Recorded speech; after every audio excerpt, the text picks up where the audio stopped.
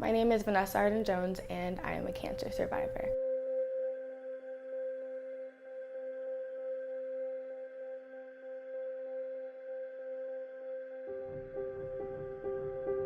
I woke up one morning and I just had a tumor on the side of my neck.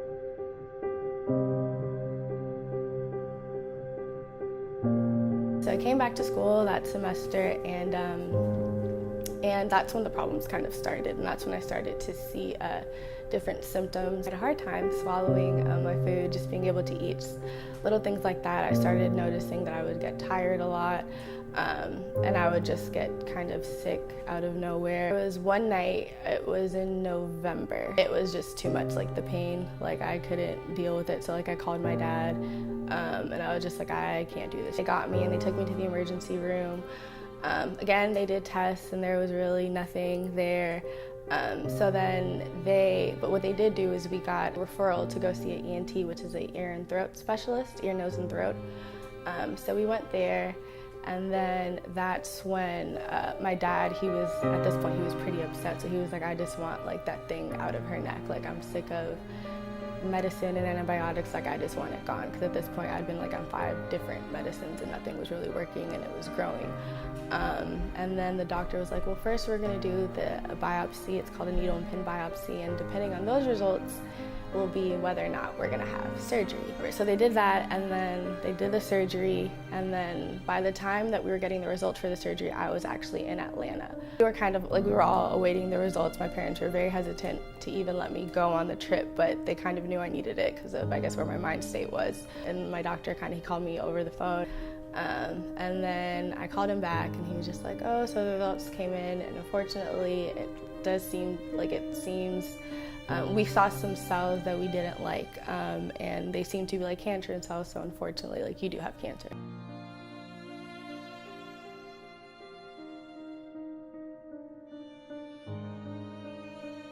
I finally did sit them both down about a week and a half later, and the first thing my little brother asked was like, are you gonna die? And I was like, ugh. It was weird, how do you answer that to a little kid? And I was like, I don't know, it's all in God's plan. So we ended up getting a second opinion from Johns Hopkins. I went to Johns Hopkins. They did a lot of different tests like PET scans and CAT scans and things of that nature, and they actually detected a second type of lymphoma. So it was the same cancer lymphoma, but a second kind of it, and it was nodular lymphocyte predominant lymphoma, and that kind of cancer is a little bit slower. And that's why it wasn't detected from the original test, I guess, but they were kind of with this one, you're going to need chemo as well. I was pretty shocked to kind of find out that I had a second kind of cancer, just because I guess in my mind I had already taken it in that I was only going to have to do radiation, so I was okay with that.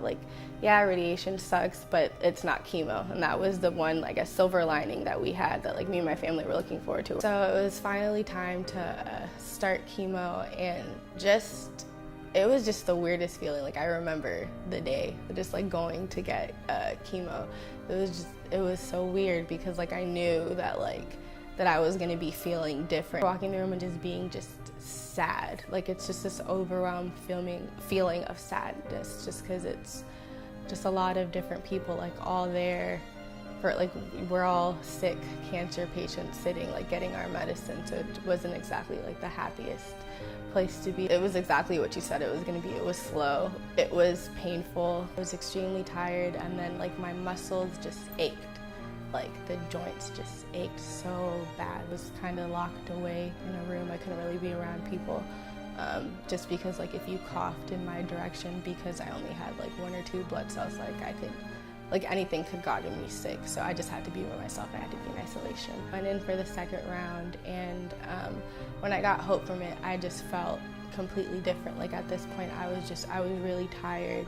And I remember telling my dad, I was just this time around, it feels different, like it hurts so much more, like I don't want to do this. He had this thing where he was always like, he only gave me an hour a day to like complain, because he was like, I'm not gonna have you, like, yeah, the situation sucks, but I'm only giving you an hour. You can cry, you can scream, you can yell, you can do whatever, but like that's all you have. So I did all that in that 1 hour. One of the other side effects that they had told me about was losing my hair. I was in the shower actually, and I was combing my hair, and just a big chunk of it just like was in my hands. I actually called my cousin, and she's actually more like my sister than she is my cousin. And then she just came into the room and she just hugged me. And then we just kind of just like sat in bed, and she was like your hair doesn't define you. Sorry, like your hair doesn't define you. And we just kind of like sat there and like we hugged each other. And it was just like really comforting just to have her there. So I was really upset one night, and I like just saw like my dread-like hair, and I was just like, all right, like it's gotten to the point like you have to cut it. So through this whole process and everything that happened, I definitely believe that my faith in God definitely grew.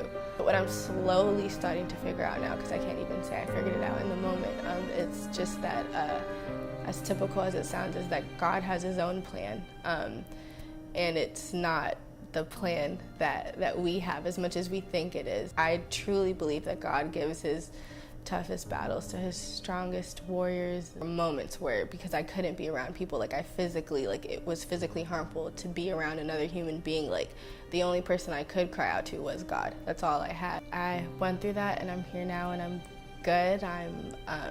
I'm cured, thank God. My doctors, they don't like using the word cure, but I believe that I serve the great physician, so I believe that I'm cured.